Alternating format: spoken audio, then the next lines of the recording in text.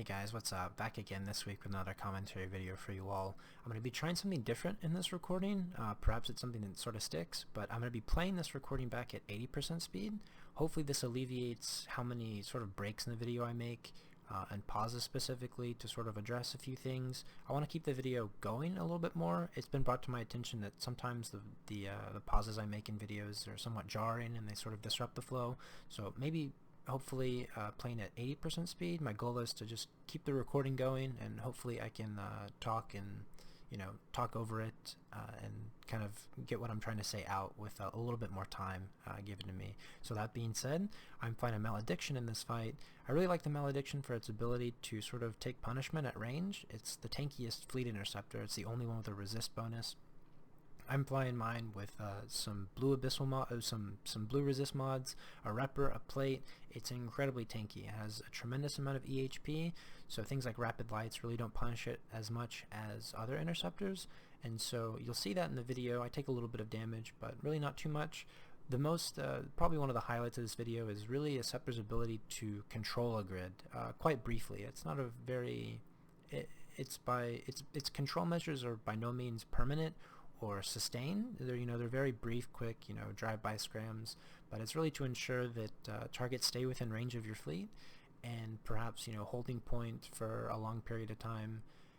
I'm sorry, no, the control aspect is the scram, right? But I love the Malediction for its ability to stay on grid and hold point until secondary can be applied, and you can go pick up something else. It's a fantastic interceptor. It's really the only one I fly now. I may fly the Stiletto for probably one of my Mimitar videos to make here later this year. But yeah, let's go ahead and get started in this recording.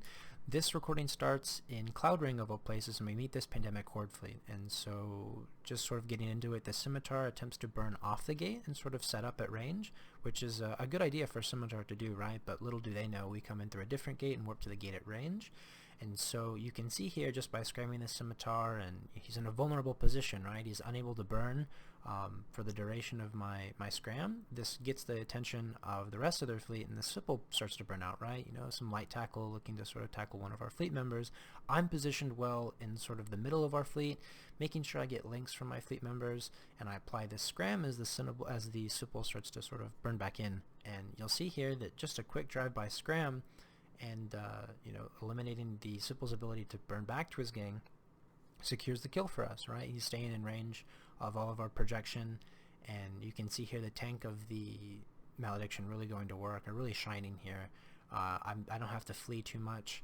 If I was in a Stiletto with very limited shield HP and very low recharge, I wouldn't be able to stay on grid, but the Malediction really awards me the ability to sort of stay here. And so the next thing I do is, I have the Symbol pointed, but he's turning back in. He's far away from me to go back in and scram him. But seeing this Rupture is the closest thing to us, we decide to call him primary. It's a Tech 1 hull underneath remote reps, and we're confident that we have the DPS to break them. It's always a good idea to be familiar with just numbers, right? Just having, when you're up against a lone logistics ship, it's really easy to overestimate them and think that you need to hard counter the logistics ship. You either need to kill it, or you need to damp it or do something to it, immobilize it. And that's really not the case. Sometimes you'd be surprised to find out that you can punch through reps a lot of times, especially on Tech 1 hulls. And here I point the Stratios, since he just decloaked. I don't expect him to be locked by the Scimitar. Maybe we can punch through reps, put some damage on him, or perhaps even he's armor tanked, right, with that resist bonus. Perhaps he's ignoring the remote rep ability of the Stratios. Here, chasing some things around, I do get a drive-by scram on the Stabber just briefly, and you can see, even though he burns back towards his gang, he stays in range long enough for our gang to finish him, right? Had I not done that, he may have gone a few extra kilometers, some missed hits, who knows. But thankfully, our gang really has a lot of projection. We have a Serb that is applying well out to 100 kilometers with fantastically applied rapid lights. We have a Phantasm with beams that's doing jaw-dropping amounts of damage, from 20 to 30 kilometers. And we have a Hilo with those really awesome, meaty, sort of tanky drones that also do a lot of damage once they get onto to targets. Here, the Stratios begins to burn to the sun away from his gang, and that really secures the kill for us. And this Rupture, again, is isolated here, so just my Scepter going back and forth, just sort of seeing what's going on and looking for targets of opportunity, right? Seeing what plays we can make on a grid. And here's a point that is really important. You can see most of those ships are traveling at base speed, and this Vigilant and Cinnable start lunging towards our Phantasm. That Vigilant, essentially a very good counter to the Phantasm with its 90% web. And so here I position myself in between the Vigilant and the Phantasm, or I try to at least. I locked them quite late.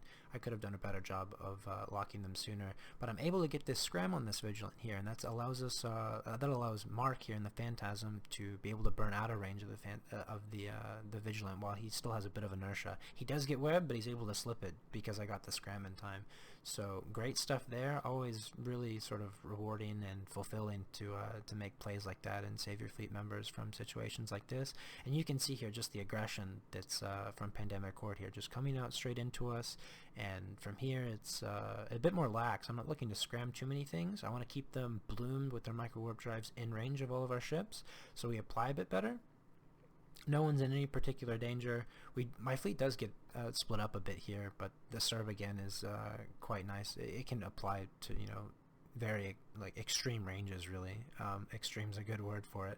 100 kilometers is definitely extreme, and he's in range of these ships, even though the Phantasm's burning away here. I get a drive-by scram on this Osprey just to sort of keep it in range a bit.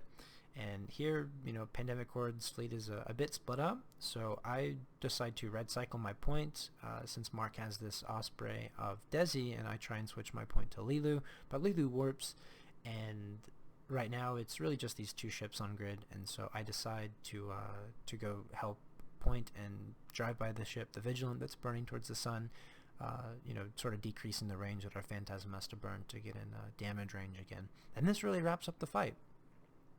A very good one.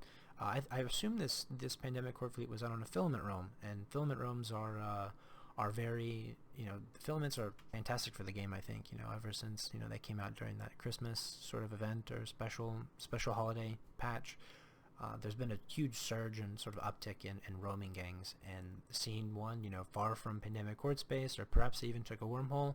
It's just really refreshing to see gangs at this roaming space, and of Cloud Ring of all places, which for the most part is quite an empty region. It's not really occupied by any sort of established entities, and so seeing them in this sort of space is almost reminiscent of, you know, many years ago when, you know, roaming gangs used to be the norm, and you could see this, you know, much more frequently than you do now. So props to Pandemic Horde for this really awesome fight. Much different than fighting them in Kalevala or Ethereum, right? You know, sort of what you see is what you get, so to speak. You know, we're able to play a bit more aggressively and not expect things to decloak on us, or players at 100 sniping us, or just lots of players in general coming to fight. And so this fight is unique in that way when fighting these members of Pandemic Horde. But this wraps up the video. Thank you guys so much for watching. Nothing too special, just a really nice, quick, easy commentary. I really wanted to show you guys just a really nice fight in general. I have a few clips like this where, you know, there might not be anything special, no sort of techniques or anything that are to be sort of taught, but these videos are just nice to share with you guys, because who doesn't like good fights, right? Watching them, good fights are awesome to watch, they're awesome to be in, and so recording that's why the reason I record, right? Or that's the reason I record, is to share with you guys just some really cool fights, really cool engagements, and hopefully you guys enjoyed. So if you did, let me know in the comments, leave a like, who knows, whatever you want to do, mail me in game. I love hearing from all of you, and with that being said, thank you guys so much for watching again, and I'll see you on the next one.